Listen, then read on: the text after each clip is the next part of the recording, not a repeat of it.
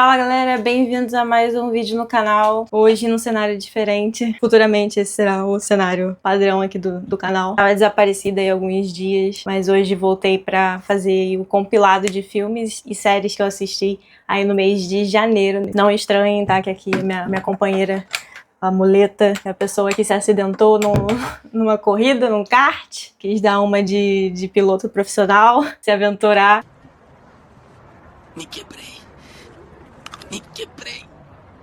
Mas tá tudo bem, tô em repouso, recuperação. Tive aí uma pequena fratura na parte do quadril. Até inclusive pra justificar a frequência vai baixar um pouco de vídeos aqui. Tá tudo certo, não se preocupem. E aí lembrando, já se inscreve no canal, curte pra você não perder os próximos vídeos. Ativa a notificação também, que assim que sair você recebe aí no seu feed do YouTube. E vamos lá, eu vou separar aqui por gêneros. Então o primeiro gênero que a gente vai começar aí, né, mantendo o padrão de sempre, será os filmes de terror que eu assisti da franquia VHS. Tem vídeo aqui no canal eu comentando no ano passado sobre o VHS Halloween, que eu gostei, que eu não gostei, tá muito bom esse vídeo.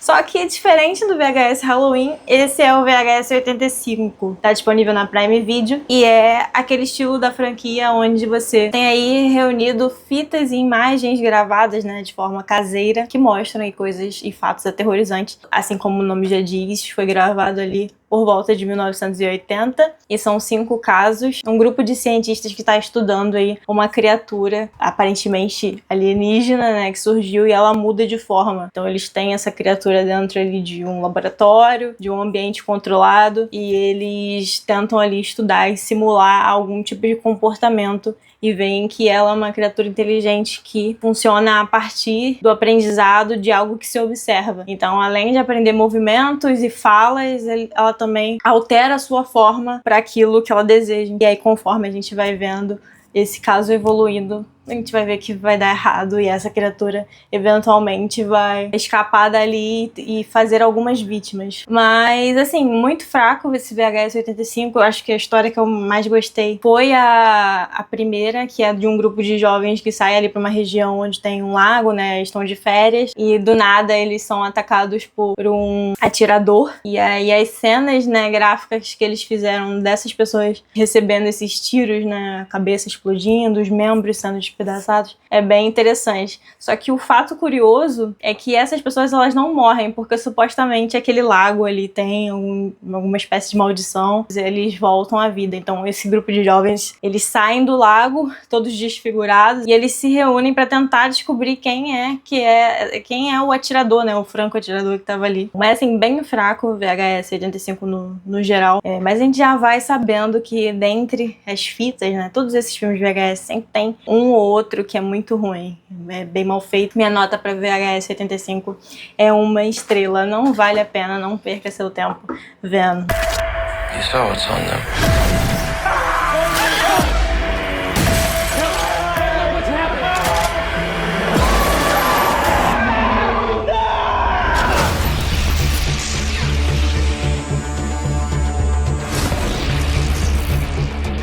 E falando em filmes ruins, eu tenho um sério problema com filmes de vampiro. Não sei se eu já falei isso aqui, né? Acho que Nosferatu, inclusive tem minha review sobre Nosferatu, foi um dos que salva, né? Um dos filmes de vampiros que salva. Temos aí a Abigail, ou Abigail, chame como você quiser, que vai contar a história dessa pequena bailarina, dessa menina bailarina, que ela é sequestrada e ela é filha de nada mais nada menos do que um criminoso super poderoso da região. E esse grupo de criminosos sequestra a menina, pedindo em troca 50 milhões de dólares. E a única coisa que esse grupo de criminosos precisa é ficar tomando conta da menina por 24 horas em uma mansão. Ok, o que eles não sabem é que ela não é uma menina normal. Ela vai se mostrar ali, conforme o tempo vai passando, super perigosa, porque ela é uma vampira de 100 e poucos anos, 200 e poucos anos, sei lá. Aos poucos ela vai matando cada um dos capangas e parece que eles reuniram, assim, um grupo bem variado, onde tem ali uma especialista em tecnologia, um policial, um ex-militar aposentado, tem sempre um personagem ou outro que serve como alívio cômico, mas que não agrega muito na história, e aí realmente vira ali um leve terrir em que eles tiram sarro da situação, fazem piadas em momentos que não faz muito sentido. no momento em que ela se demonstra mesmo como uma vampira, voando, fazendo passos de balé, eu achei bem sem graça, né? Eles não iriam fazer com que a Abigail, aquela criança fofa, por mais que seja uma vampira, ser a vilã da história, e sim tornar o pai dela um vilão, e pra que no fim ela mude de lado e una forças com a protagonista principal, que é interpretada aí pela Melissa Barrera. Essa que já protagonizou alguns outros filmes de terror, como O Pânico, entre outros. Pra piorar, a mansão onde eles estão ali presos, isolados com ela, faz parte ali de uma das grandes casas do próprio pai da Abigail, então foi um local projetado para que ela se alimentasse desses criminosos ao longo do tempo, então tem até um local ali escondido onde ela guarda os corpos, e aí vira aquela galhofa, né, que em algum momento um dos criminosos vai se transformar em um vampiro, e aí ele também vira um inimigo da própria Abigail. A diferença aqui é que a Abigail, por conta dos anos dela de experiência como vampira transformada, ela consegue controlar também as suas vítimas, as pessoas que ela transformou, os novos vampiros que ela transformou, do que só chegar ali, morder, matar, né, sugar o sangue, ou então transformar outra pessoa e dar a imortalidade pra ela, né? Ela tem ali um plus de ter um poder a mais. Achei bem mais ou menos. E aí minha nota pra Abigail ficou em 2 estrelas.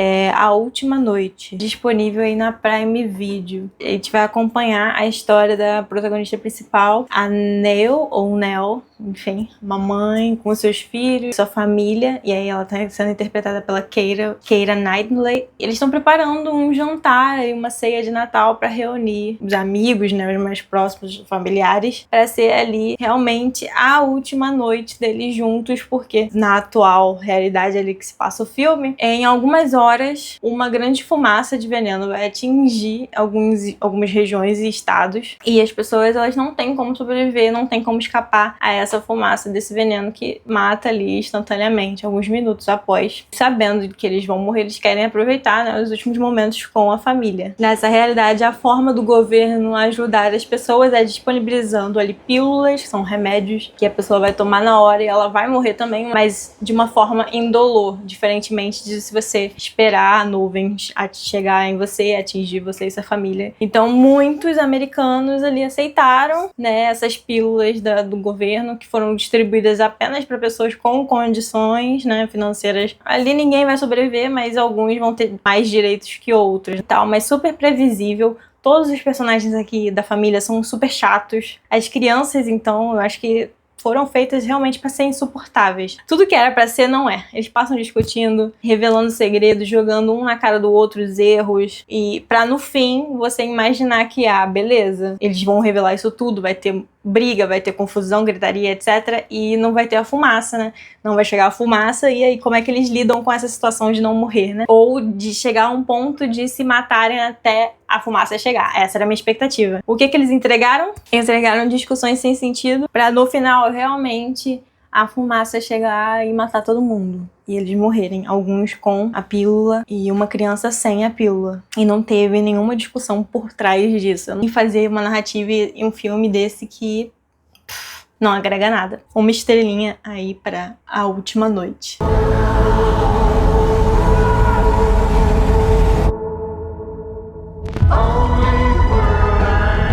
E depois dessas bombas que eu assisti de terror, que foram assim, né?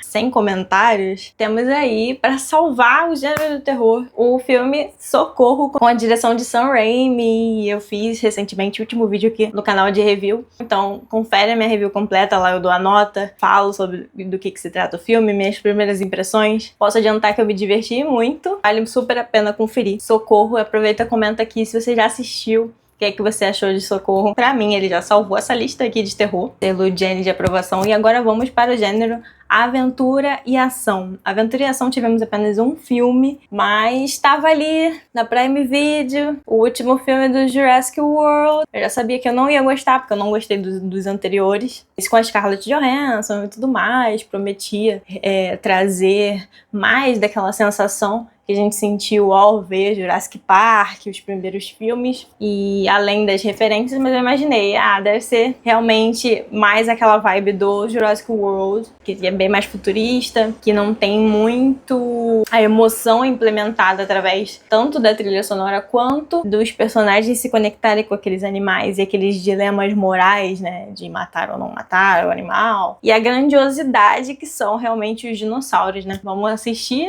filme de dinossauro, né, aquele filme que você bota, vamos ver dinossauro aí matando pessoa e brigando, lutando um com o outro. Aqui não foi diferente. Achei super raso as motivações dos personagens. É assim, num piscar de olho, eles mudam de opinião e isso me irritava muito ao assistir o Jurassic Park. Fora as mentiradas, né? Mas tinha algumas coisas de física normal, que é tipo um Tiranossauro Rex morder um bote e esse bote não furar. Assim, tipo, coisas assim, como assim? Não existiu lógica. Como se ele fosse um bichinho de estimação, como se ele fosse um cachorrinho.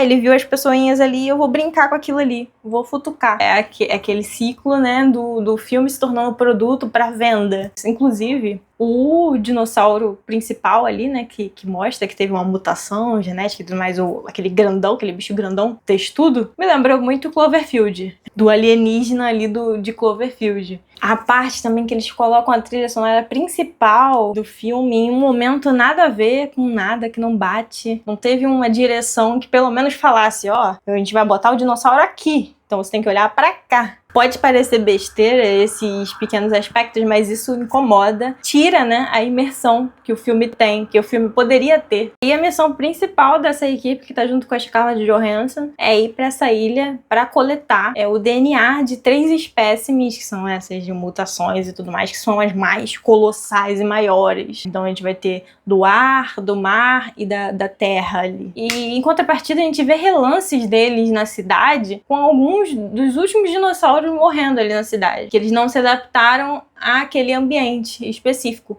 Já nessa ilha, é um ambiente mais tropical, algo que teria as condições perfeitas para que esses animais sobrevivessem ali. E aí esse DNA dessas espécies seria ali a chave para que eles conseguissem amplamente distribuir um medicamento que salvaria inúmeras vidas no planeta Terra. Então, antes que essas espécimes morram e desapareçam, a gente precisa desse DNA. E outra situação que eu achei muito forçada desse filme, que eles colocam uma família ali, com uma menina, se eu não me engano são 2 meninas, e um pai. Eles forçam a entrada dessa galera nessa jornada, porque tem que ter ali crianças e adolescentes interagindo nesse mundo do Jurassic para remeter novamente aos filmes lá do início, em que tinham crianças ali. O público-alvo desses filmes vai ver e vai tipo, meu Deus, um dinossauro! Não tá nem aí, não vai estar nem aí pra história, se a história tem uma profundidade maior ou não tem. Então minha nota aí pra Jurassic World Recomeço é 1 estrelinha.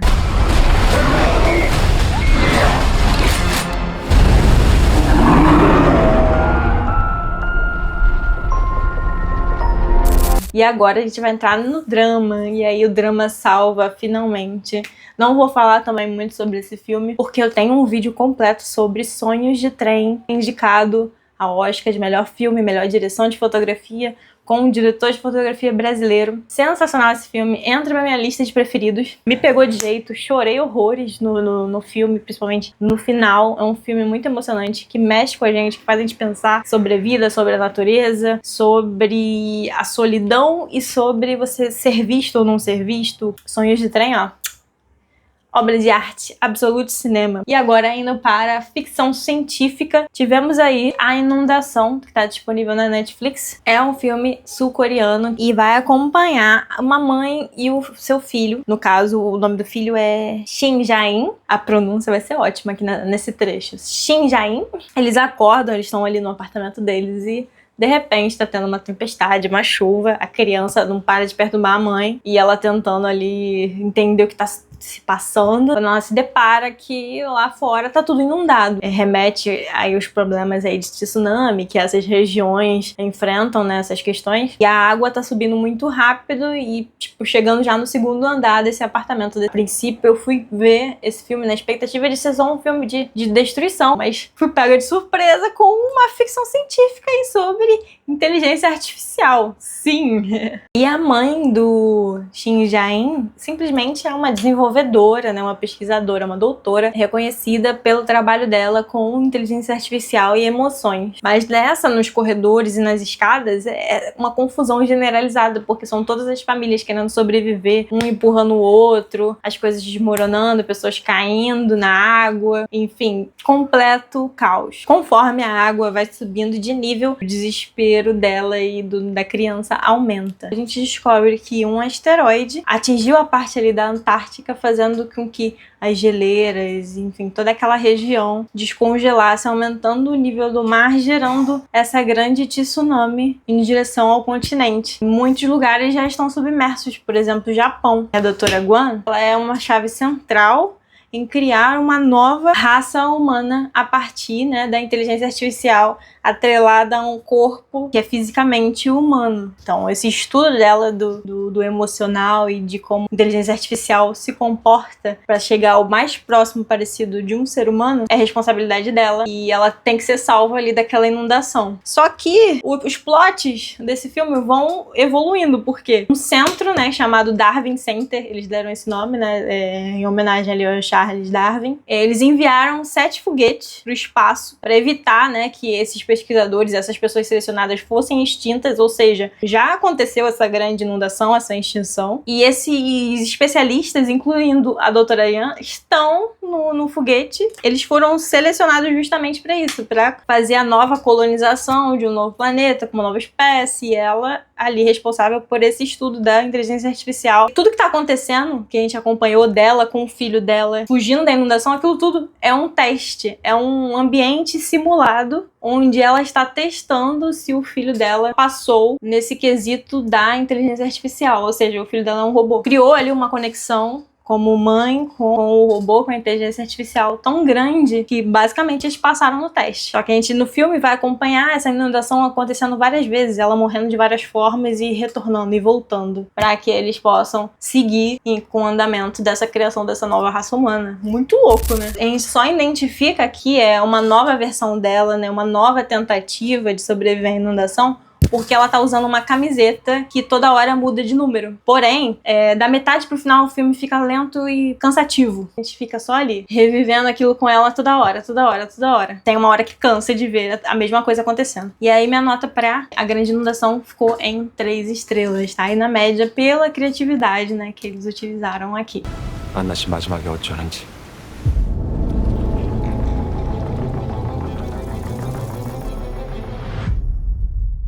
E pra finalizar, aí no gênero de romance, vi apenas um filme. Também é uma adaptação do livro de mesmo nome, De Férias com Você. Livro da Emily Henry, com novos atores ali estrelando o papel principal, a Poppy e o Alex. E eles são 2 melhores amigos, se conhecem desde o ensino médio. Conforme eles chegam na faculdade, e a partir daí eles seguem rumos diferentes, né? Moram em cidades diferentes, mas em comum eles têm uma tradição de todo ano realizar uma viagem juntos de férias para que essa amizade continue aí firme e forte. Eles dois são bem diferentes, enquanto a Poppy é uma mulher muito extrovertida, o Alex é muito introvertido, ele é mais caseiro, ele gosta de livros, ele é mais nerd, gosta de ficar na dele. A outra já é vida louca, quer viver várias experiências, viaja para vários lugares, conhece várias pessoas. Aquele famoso caso de melhores amigos que quanto mais ficam juntos, dependendo da conexão que eles têm, eles podem ser muito mais do que aquilo.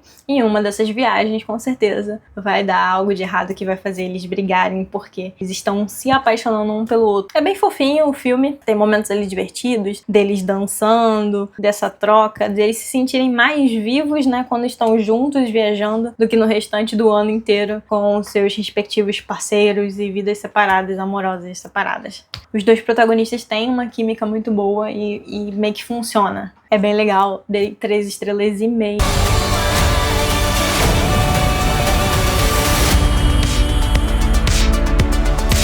E esses foram os filmes que eu assisti no mês de janeiro. Me conta aqui nos comentários, você já assistiu algum desses filmes que eu falei? Você gostou desses filmes? Então é isso, pessoal. Não se esquece de deixar o like, se inscrever no canal, me dá essa força agora nesse período. Vou estar aparecendo um pouco menos por aqui, mas não deixa de curtir, compartilhar com as pessoas que vocês gostam. Tá sendo um pouquinho mais difícil pra mim gravar. Eu faço porque eu tô gostando e vejo também que vocês gostam de interagir. Vai estar aparecendo aqui na tela outros 2 vídeos pra vocês clicarem pra maratonar. E a gente se vê semana que vem no próximo vídeo. Um beijão.